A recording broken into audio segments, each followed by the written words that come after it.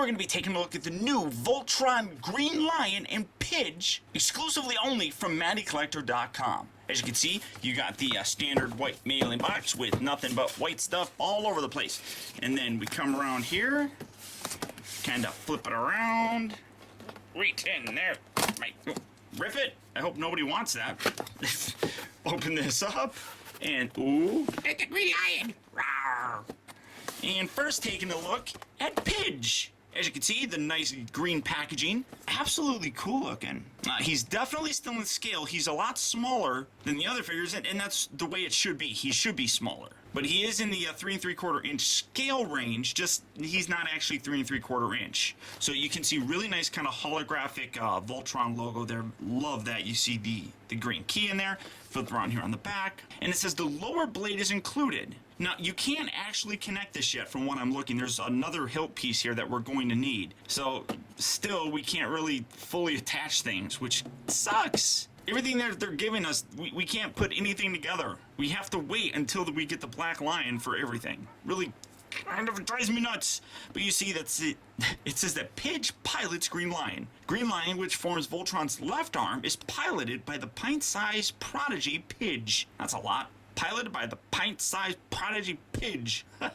Pidge may be the youngest pilot, but he is also the smartest, with a knack for hand-to-hand combat and an eclectic sense of style. He's also a bit of a, I don't want to say a hothead, but while he's smart, he really sometimes doesn't really think before he runs out and does things. Now you see that the lion key can also be used as the stand, and he fits inside the Green Lion, so very cool. So we're going to set this off to the side, and then come around to the pièce de résistance, the Green Lion. I'm running out of room here, so I'm just going to go like this. And there you have them. Very much like all the other lines in this kind of open face, which looks fantastic. I absolutely love this. And honestly, the packaging and all this is the reason why I got two of these. I actually am getting two sets for this. One to display as Voltron, and one to keep in package just like this, because I think it looks absolutely wonderful.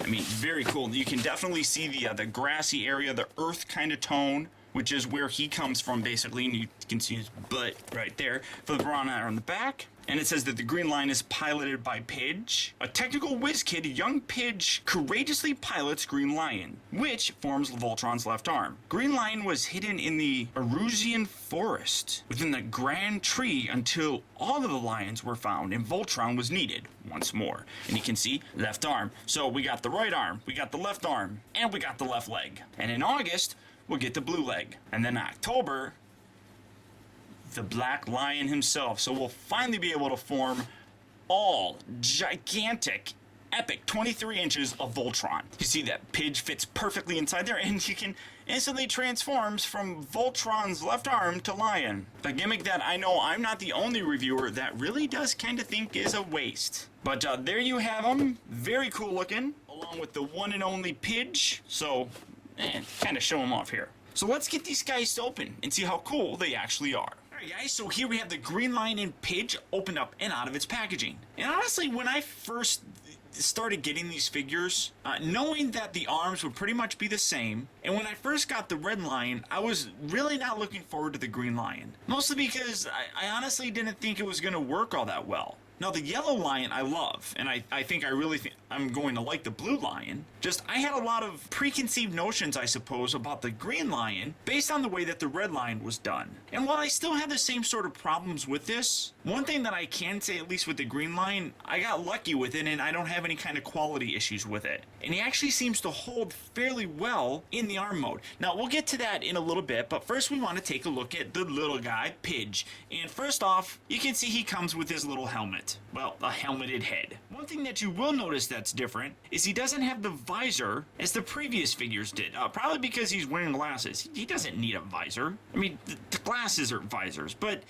the glasses really do kind of look weird. I mean, they're molded onto his head. So unlike the Ghostbuster Egon figure where the glasses look just really kind of goofy because they're way too big, at least Pidge's glasses look pretty good. Maybe just, I don't know. I mean, when you look at it from the front, there looks like a lot of black, and then you look at it from the side, and there's not that much black. So, I mean, you can really get a weird kind of illusion thing going on where, like, from the side of them, doesn't look like his frames are really much of anything.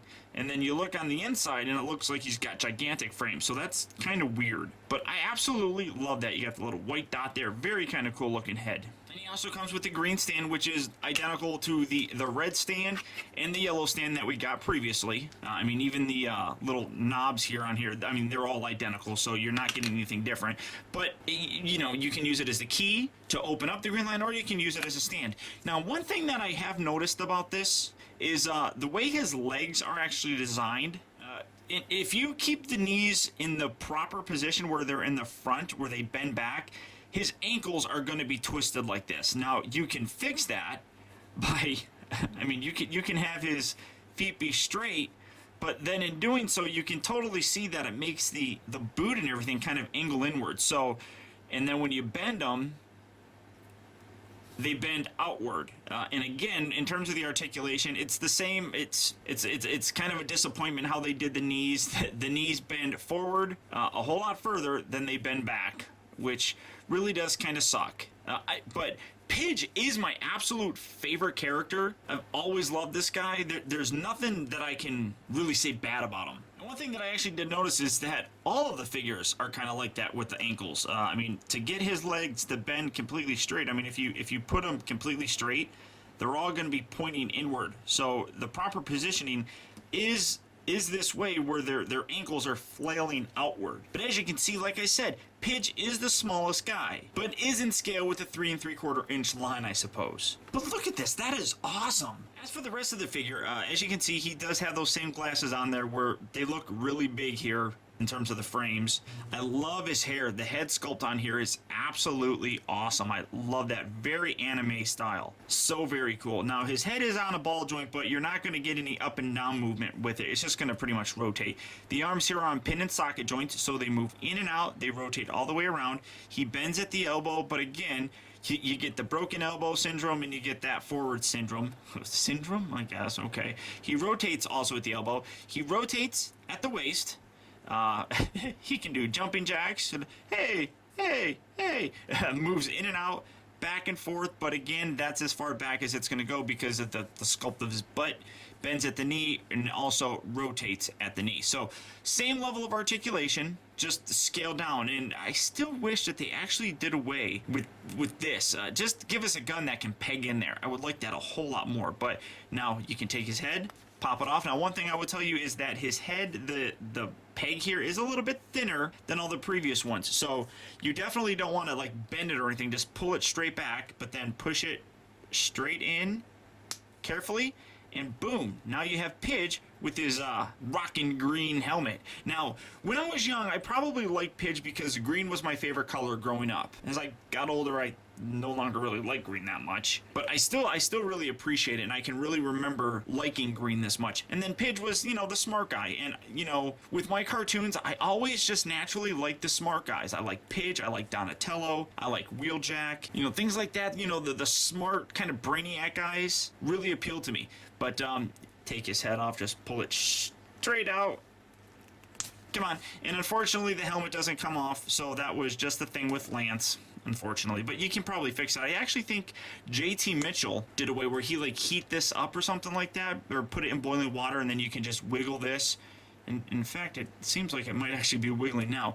But yeah, the helmet can come off. I do like that. I wish that was something that they actually meant to include, because I would love to be able to have him sitting there, you know, holding his helmet. I guess I could kind of do it like this. Well, his arm doesn't really bend very well because of he's a smaller dude. So if I could get that to hold,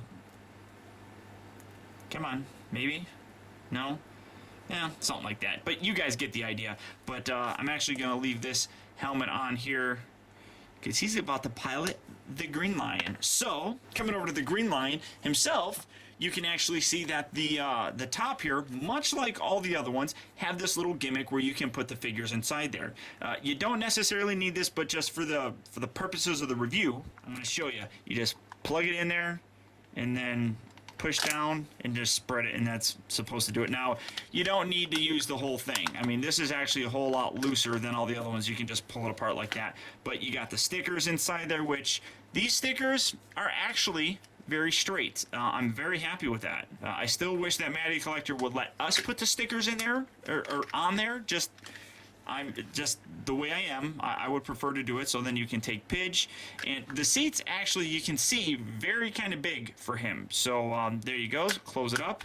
And now you have Pidge, well, sort of, kind of, piloting the Green Lion. But here he is, the Green Lion in all of his glory. And as you can see, he does come with an accessory, which I do love. I think it's awesome that they give these little guys weapons. You have little teeth marks that are designed to fit, in the bottom, and then he holds that very nicely. So very cool. Now in terms of his articulation, boom, boom. Little ratchet joints. I will say that the head ratchet joint here is not nearly as strong as my Red Lion's was. I mean, bringing in the Red Lion, you can remember, that's, seriously, I feel like I'm going to break it every single time, and you can see how much I have to push down on it, that this is actually separating. That, it just really makes me nervous. This guy, very nice, very fluid, very easy to turn. So that's definitely something I love that is improved on this one. Now his legs, they got some clicks right up in here, kind of like so. The elbow kind of goes like that, but one too far and it just starts springing. This has a little bit of pivot in it, so you can do a little bit of posing. You're not going to get a lot of posing with this guy, I'll tell you that right now. One thing that you can see is like the way the legs are, you can push them down there, and then because of the spring joint, it kind of rests on them. So they're resting on the spring joint. And then you got this joint right here, which bends back and forth. This is really kind of tough, but still not nearly that bad. Then this leg back, forward, but again, this, he's got kicking action. And then the little foot right there. And then, now I watched Pixel Dan's review on this, and you can do it like this, where you can get a really kind of cool flying pose, like he's flying through space, which is very kind of cool. I can't get it all showing here because my setup is actually kind of small for these guys. But I really do like this. You can get it looking like that. That's a cool pose, except you don't really have anything that you can use other than like string to actually get that going. So there's that for his articulation, and then his tail is articulated at two different joints, but again, spring, so not really too much going on there. Now, the biggest gimmick with this guy is the fact that he turns into the left arm of Voltron. Now to do that, just fold these up. These are going to click into place, just like so. Do that on this side as well, just like so. Fold these up. That locks in. Do that on this side, and that locks in. And now the last piece, well, one of the last pieces, take this section, pull this down. This is actually, this is actually going to plug into the Black Lion, and then just take this, fold this up, and then this rotates down, and that tucks into place just like so. And here you have the left arm of Voltron. Now again, one of my biggest concerns is how these legs are going to function in the actual Voltron mode. Now, if you hold on to these back legs, you can move this, and as you can see, well, Pidge likes falling out. This doesn't lock very well. That's one thing that kind of sucks. But you can bend these, and you can see, and I'm just going to take Pidge out of there because that, again, this is the worst part about it. This top section not locking into place. But this does not make the other legs pop out. Now, I can't tell you about these ones because you really have to hold this in order to actually get this joint to move. Now, one thing I wish it did rotate. It's not going to. He does rotate down here, and I honestly don't know why they couldn't have put a rotation joint inside there. But whatever, he is going to move up and down at the arm like so. But I love the fact that finally I can move this around, and you can see these legs are not popping out. Those are nice and secure in there. You just got to worry about this popping out. Something's always going to pop out, it seems. But at least it's not these legs, which I can definitely handle. Now, you have to be careful because, again, you got the little butt button, which still makes these springs out, and then you got this button down here, which springs these ones out. Now, rotating is this, again, you can rotate this around, nothing springing out. So this is definitely a very good quality one, at least this version. So hopefully everybody else gets good ones. Now, The goofy thing, I mean, again, I still think it's, and I hit that button. The goofy thing is, I still think it's pointless that you make this go from arm to lion. It really should be reversed. Now, I don't know how they could have actually done that, but the gimmick is to transform him back into lion. So just take this, hold this bit up, push the little button in. This brings out his legs, kind of reposition these how you want them. Take this section here. This is going to flip up. That's going to flip out his tail. Put that down, and then push this little button here, and boom, there's his legs. And there you have the Green Lion back in his lion mode. And again, it's just one of those things where it seems really kind of pointless, just because, you know, the cool thing was always the lions forming Voltron, not the other way around. So it's always kind of goofy this way. That's a rather awkward position. And honestly, I really would still wish that they would take that gimmick out and just make this a little bit better looking. This is cartoon accurate. You know, in the cartoon, they didn't actually have the number on there. And the white color, kind of grayish color that the legs have and the tail has is accurate to how the cartoon looked. So I appreciate that they're going with that design aesthetic, but for an adult collector, I really wish they would have fancied this up just a little bit more. Take out the gimmick, put in more articulation, better paint apps, and I think we would have an absolute winner here. I mean, they do it with the Masters of the Universe stuff. That gives us a nice kind of show accuracy with a lot of extra detail. I really wish they would have did it with this. Now, in terms of a size comparison, again, it's kind of hard here. Let me move my camera back. You can see that the Green Lion and the Red Lion are basically the exact same figure. Now, the Red Lion is a whole lot more of a square look, especially in the torso area, whereas the Green Lion has a much more rounded look. And then again, you can see that there are some differences here in terms of the head, and I'm just going to try and flip this around. I mean, you can see the head differences, and this guy is just a floppy mess still. I apologize for the lawnmower, but there, you can see the head differences and such. And for a final size comparison, here he is next to the yellow line, and again, you can see there is a big difference in terms of the size, but naturally, he makes the legs, he makes the arms, so there you have it. And the final piece that this guy comes with is his part for the blazing sword. And as you can see, it unfortunately will not connect yet. This is where it would kind of go. It's gonna connect right here, but it's missing a whole nother section right there that this has to plug into. But you can see, very cool. I love the translucent yellow plastic right here. You got this really cool little yellow paint app right here on the silver. Very cool looking. I absolutely love the way that this looks. And I mean, other than this, I just want to connect something. I want something to connect finally. When it comes down to it, I am really starting to actually very much enjoy these Voltron figures. I am absolutely surprised and shocked that I really dig this Green Lion. Granted, the back piece doesn't really hold together very well, or I should say latch together very well, but this guy is not nearly as much of a sloppy mess as the Red Lion was. At least my version of the Red Lion, which probably goes a long way for me not liking that figure all that much, and really shows what a figure with good quality control can actually do when it comes to impressing an adult collector such as myself. There are still some gimmicks in here that I really don't like, but at least they work a lot better. And the unfortunate nature of these Voltron figures is they are MattyCollector.com exclusives. If you're a part of the Club Voltron, you got this mailed out to you and you had no problem. But if you're not a member, then you had to go online and you had to order this, and this thing actually, I believe, sold out faster than any of the previous Lions. But this is definitely a fun figure and really has kind of renewed my faith in the whole Voltron thing from Matty Collector itself. Granted, I do still have some nitpicks, but overall, I'm pretty happy with these so far. So I hope you guys enjoyed, and stay tuned for August when I'll be bringing you the Blue Lion. And until next time, I want to thank you for tuning in. This has been Optibotimus. I'll talk to you later.